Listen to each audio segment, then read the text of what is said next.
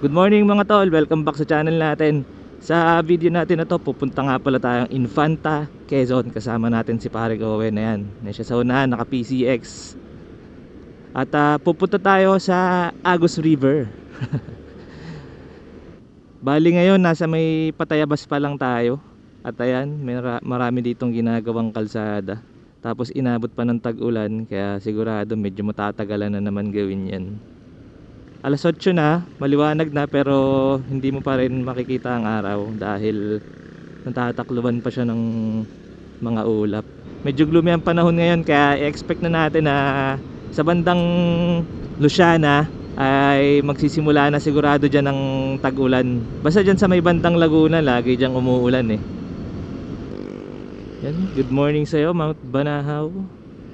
Ayan, dito na tayo dadaan sa may bypass ng Tayabas para at least ay medyo mabilis tayo. Mas mahaba-haba ang daan dito pero mas mabilis naman. Tsaka maganda rin ang view dito.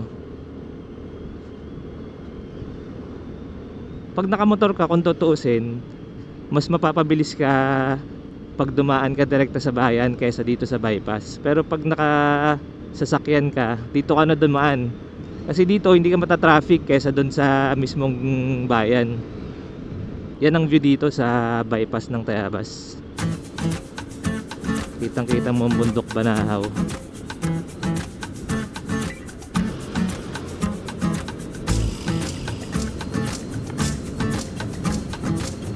Ang ganda diba ng bundok, oh. Ang ganda ng view dito. Wala pa kasi dito mga matataas na bahay, tsaka mga matataas na building. Kaya yung view sobrang ganda.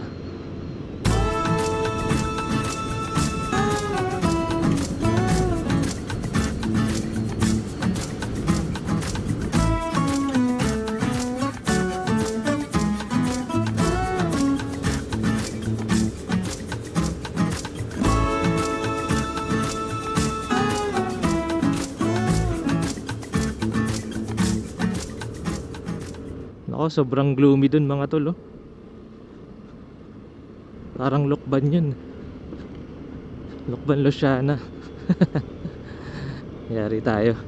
Mukhang mababasaan na naman tayo nito.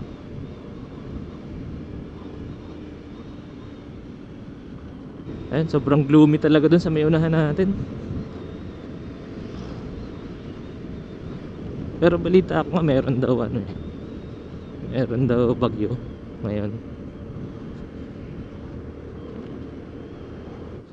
Kaliwa na tayo dito, Lokban, Quezon.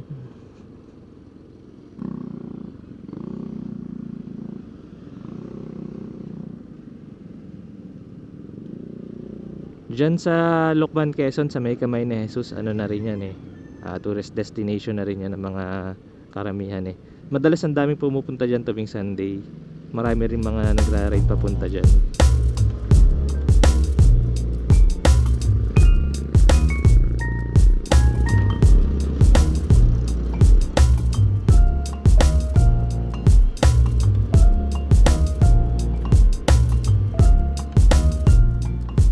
Mga nakikita nyo, mga nagpapausok na yan, mga nagluluto yan ng bibingka.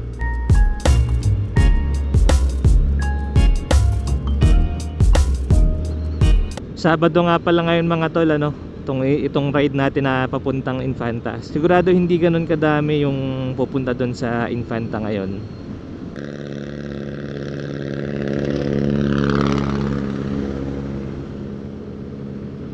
Dito sa Tayabas, dayuhin naman ay itong palaisdaan na kainan. Dito rin sa Kamayan sa palaisdaan nyo makikita yung eroplano na restaurant. Pagdadaan ka dito sa Princesa Bridge, bubusina ka muna kasi maraming kababalaghan nangyayari dyan. Yun ang sabi sa chismis, ha. So dito na nga pala tayo sa Lokban, kaya puro paahon na tayo. At kung makikita nyo, marami ding pison kasi bagong asfalto tong kalsada nila dito, kaya napakaganda.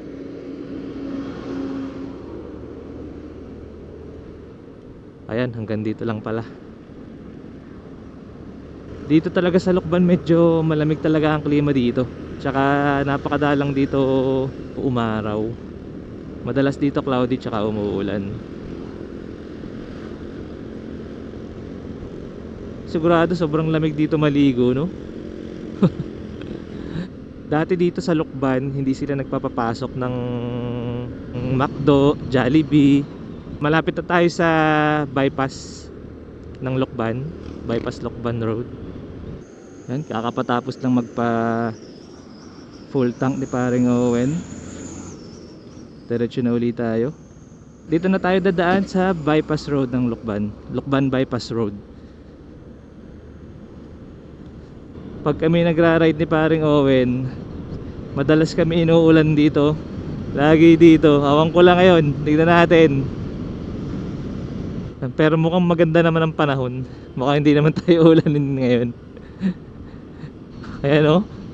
Kita mo, lalo na't kita mong sobrang gloomy. Malamig talaga dito sa bandang Lukban. Hindi siya kasing lamig ng Tagaytay, pero alam mong malamig yung hangin dito. Yan, dito may magandang view ng Banahaw.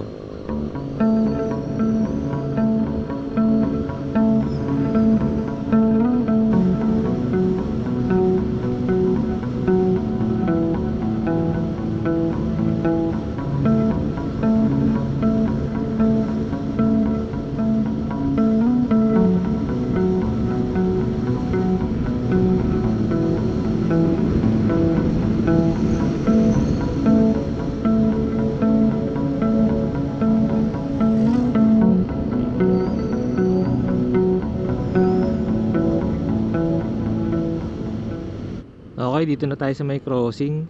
So mga tol, ang diretsyo nito ay papuntang Luciana. Sa kaliwa papuntang Lukban Bayan, town proper. So sa kanan naman yung Pasampalok.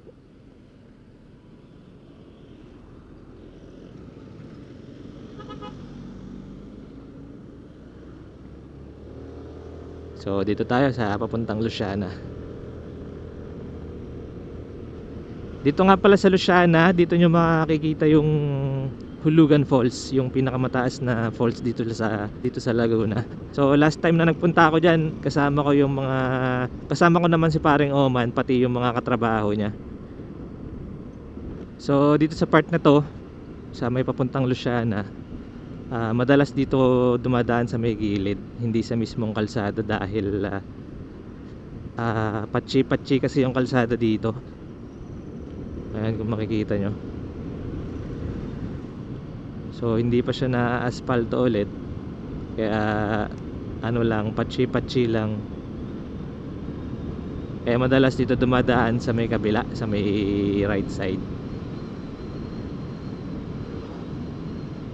Yan, mukhang meron din palang ginagawang kalsada dito. So kung dadaan kayo dito, medyo mag-iingat din kayo, lalo na sa gabi. Mukhang madilim dito eh.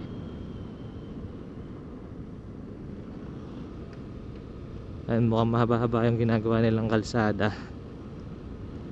So sa lahat ng mga dadaan dito sa Luciana, papuntang Luciana, na manggagaling ng Lucena, mag-iingat kayo dito lalo na sa gabi.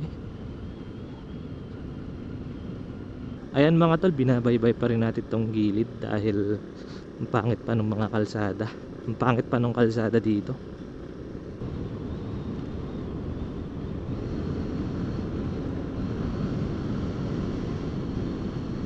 So ayan na, yung arko. So ito na pala yung boundary ng Quezon at Laguna.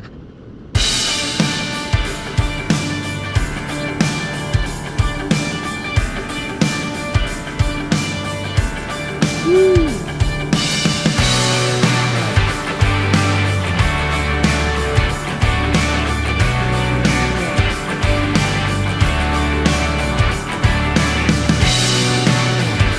Thank you Lord, ang ganda ng panahon ngayon.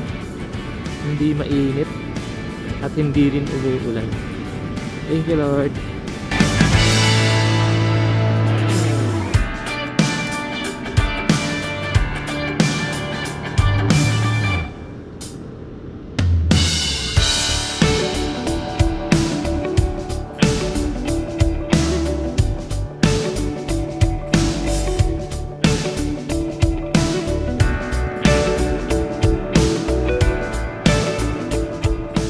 Ayun na nga mga tol, inabot na tayo ng traffic dito. So maliit lang ang kalsada dito at mukhang may malalaking truck na dumadaan. Nananabi yung mga kasalubong. Hintayin na lang natin, wag na tayo sumingit at talagang maliit ang kalsada dito. Hirap talaga pag dito dumadaan yung mga oversized na mga ganyan. Pero wala din kasi silang ibang dadaanan eh. Dito lang talaga. So wala pang nagagawang bypass road. Talagang dito dadaan sa mismong bayan.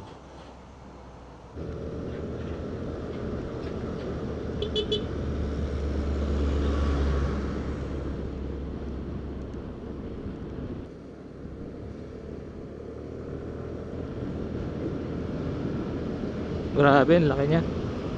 Laki pala talaga niya. Nadala siyang backhoe ano. Yan, dito marami din pala nagtitinda ng bibingka. Pag bumili kayo ng bibingka, may mga libreng ano, may mga libreng basket, tsaka buko juice. Pag bumili kayo, libre. Kung pansin nyo mga tol, ay nagsisimula na ang ambon.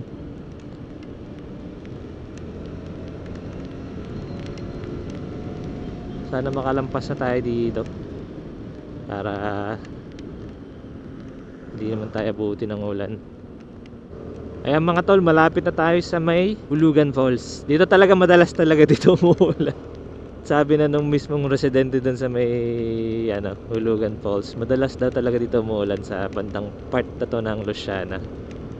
Kaya mas maganda siguro mag ano na rin tayo. Ayan, dito yung Hulugan Falls mga tol, yan. Dun sa kalsada na yun, dun ang Hulugan Falls. Kapote na tayo. So magkakapote na kami para hindi na kami mabasa. Mahirap na.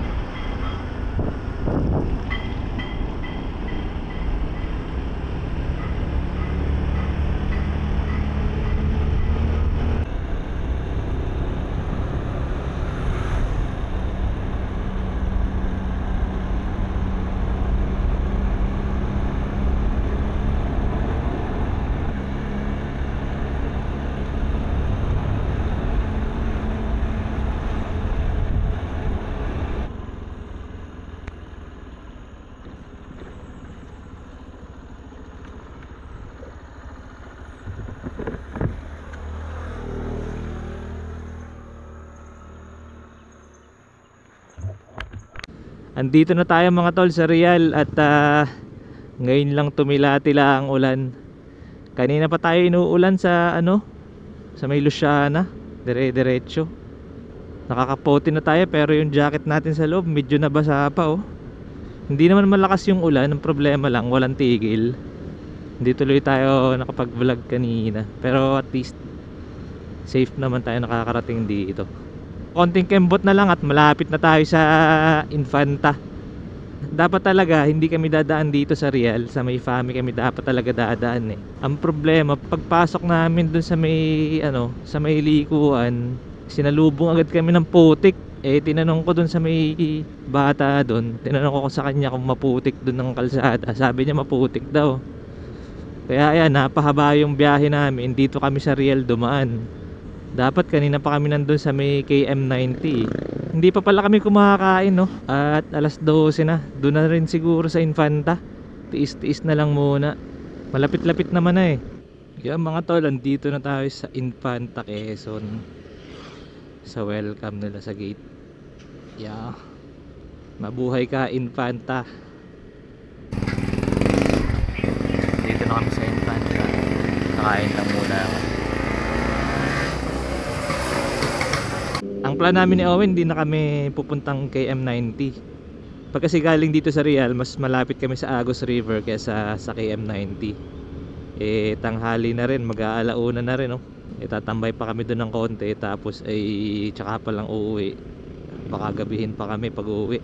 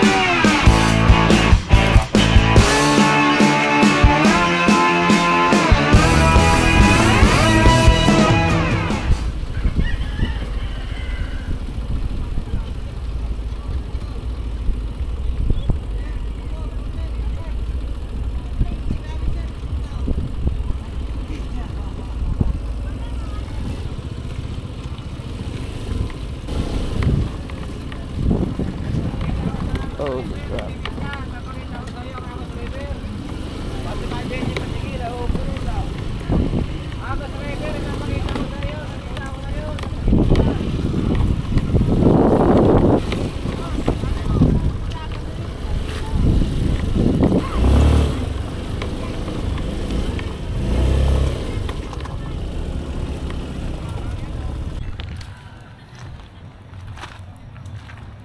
Maring Joel. Pwede nga, napakahirap naman. Tama na yung mga bato dito. Ang hirap ilagay ng motor dito. Suwabe dito.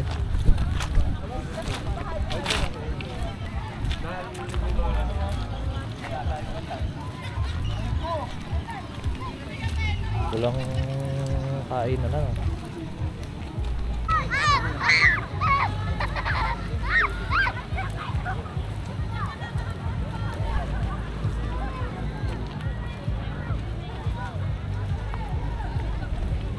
Buong linggo, hindi nag-uulan, mainit. Hindi tayo umalis. Tsaka may pumasok na bagyo. Putang na nangangayot na.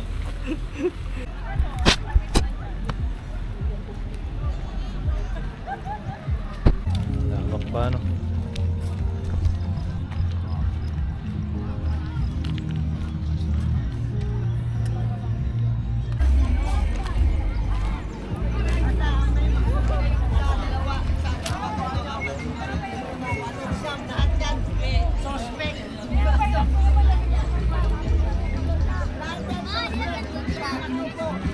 Ganda pa yun.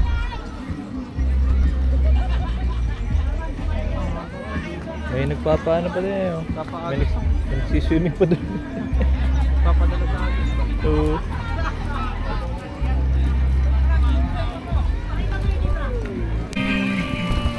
Yung explore natin yung dulo nito. Tingnan natin kung anong meron sa dulo. Kasi mukhang mahaba pa siya eh.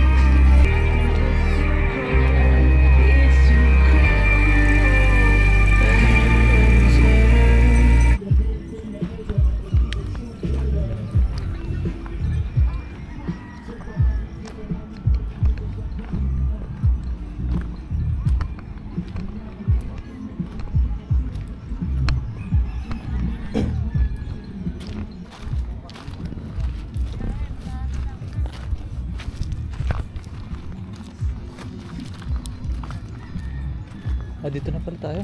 Ha? Dito tayo, di ba? Ayan.